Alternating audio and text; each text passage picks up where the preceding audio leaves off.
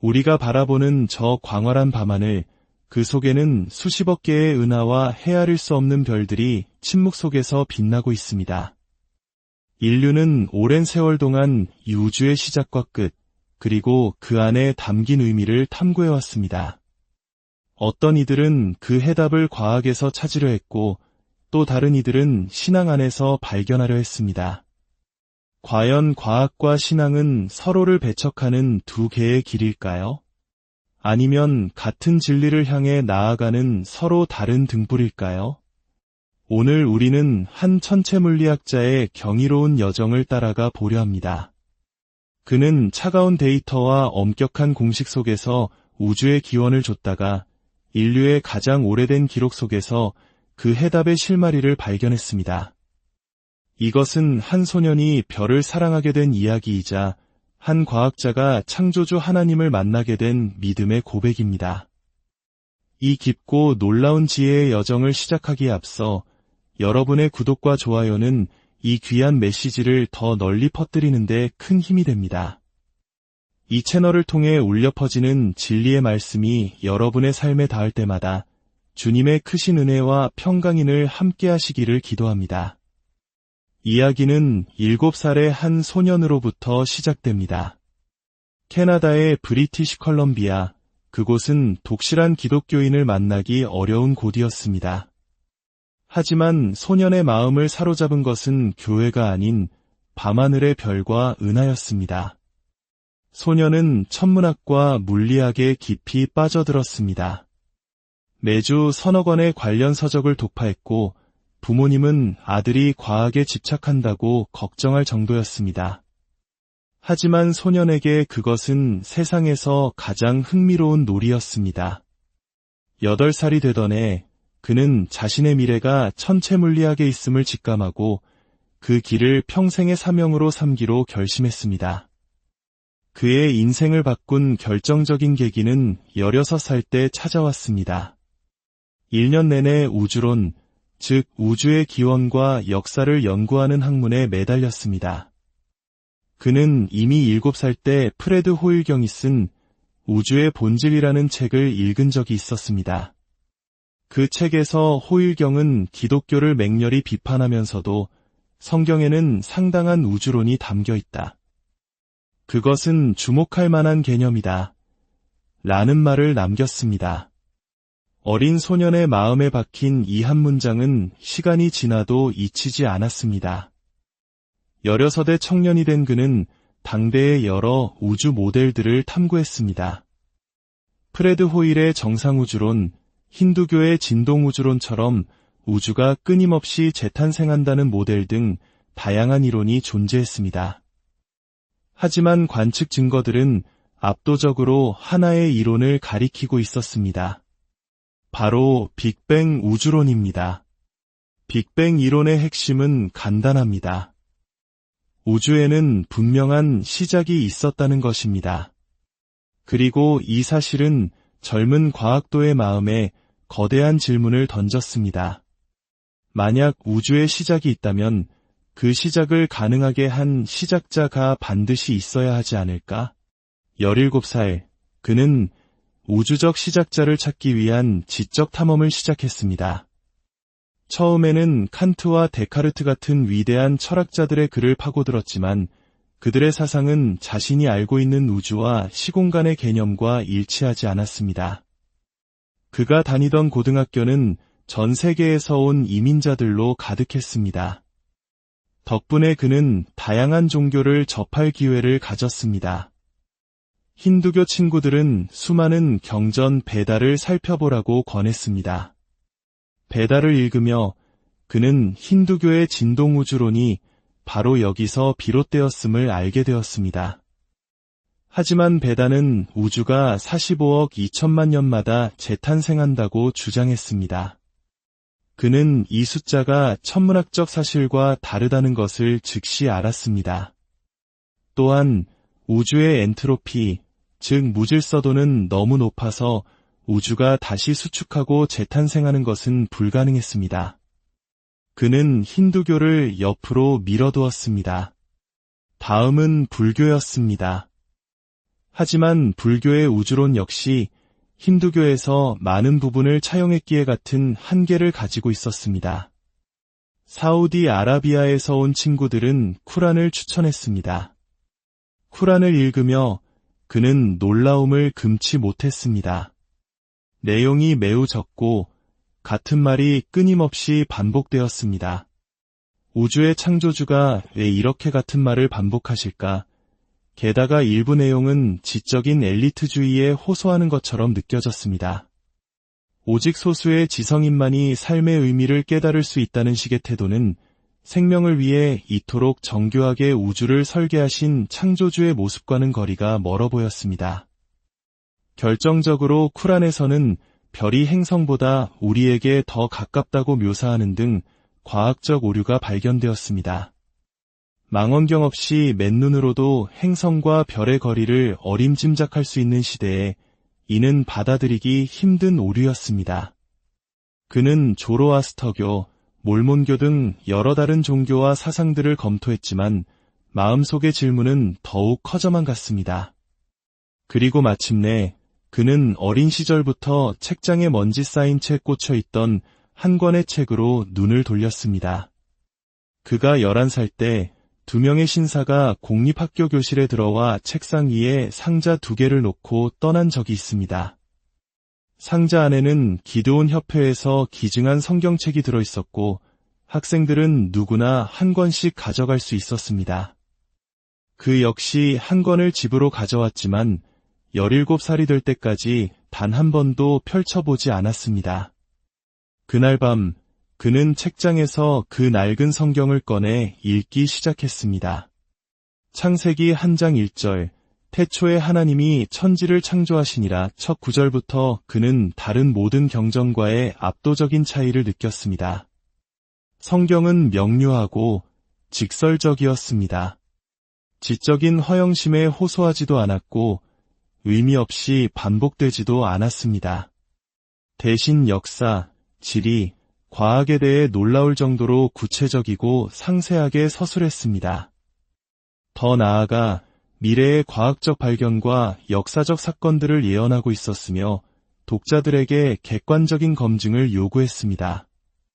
이것이 진리인지 직접 시험해보라고 말하는 듯했습니다. 특히 그를 경탄하게 한 것은 창세기의 창조 기사가 과학적 방법론을 완벽하게 따르고 있다는 점이었습니다. 물론 그 이유를 완전히 이해하는 데는 9년이라는 세월이 더 걸렸습니다.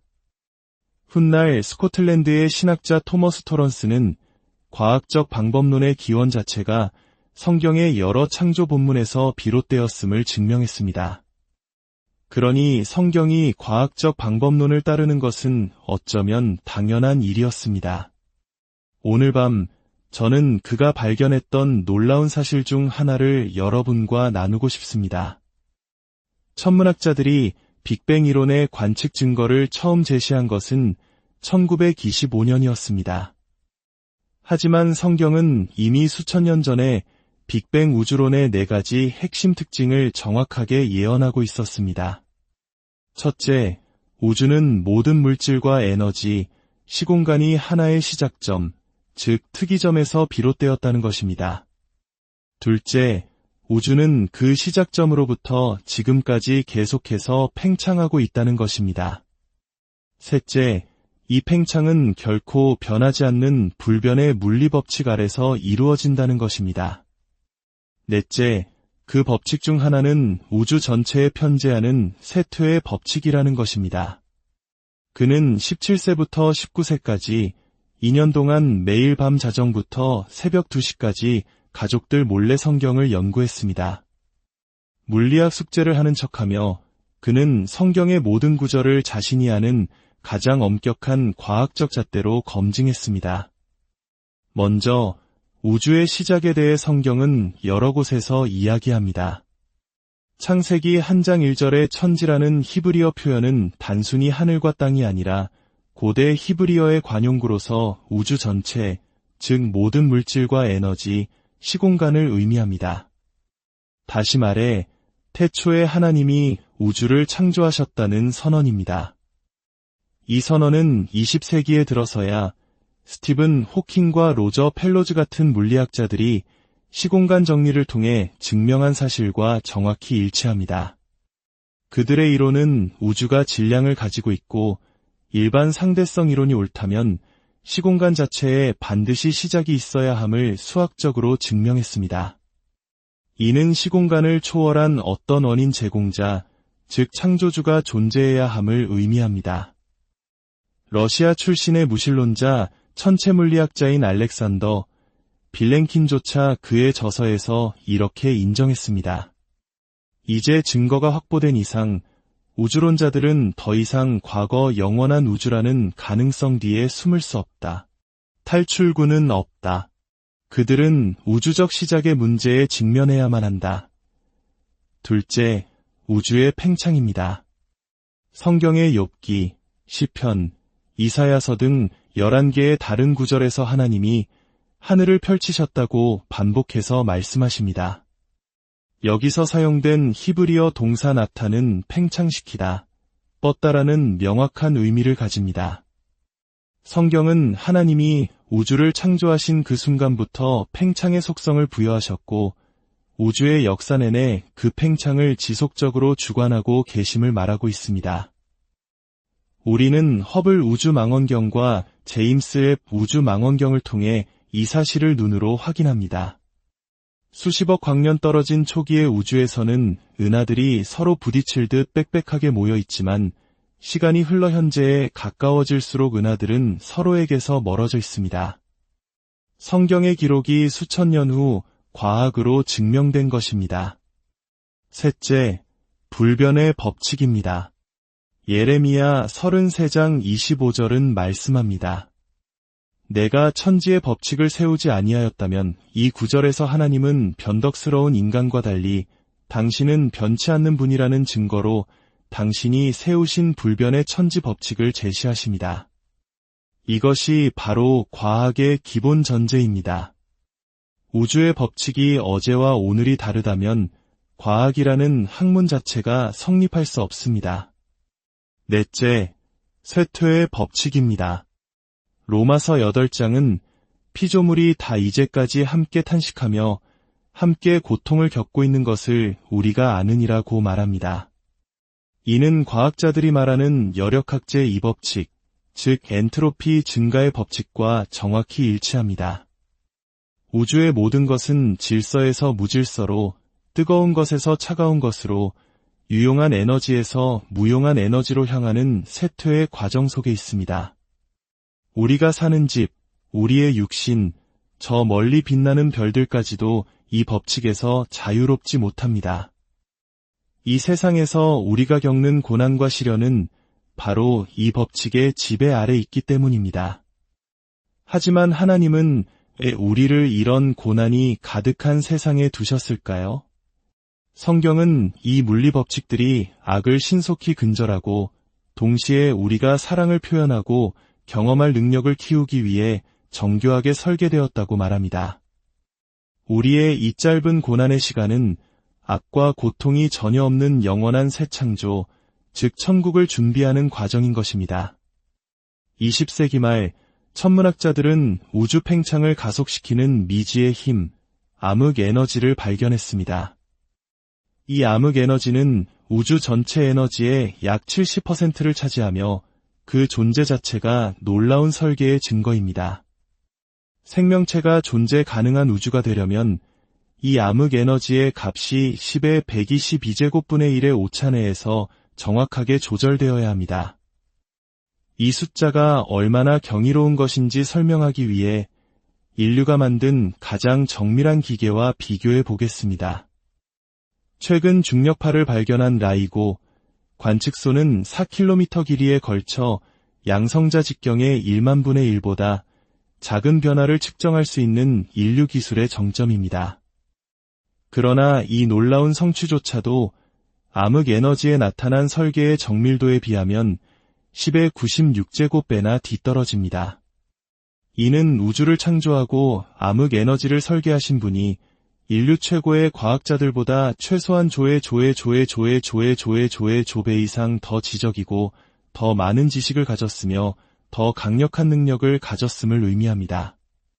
이러한 지성, 지식, 창의력, 능력은 오직 인격적인 존재만이 가질 수 있는 속성입니다.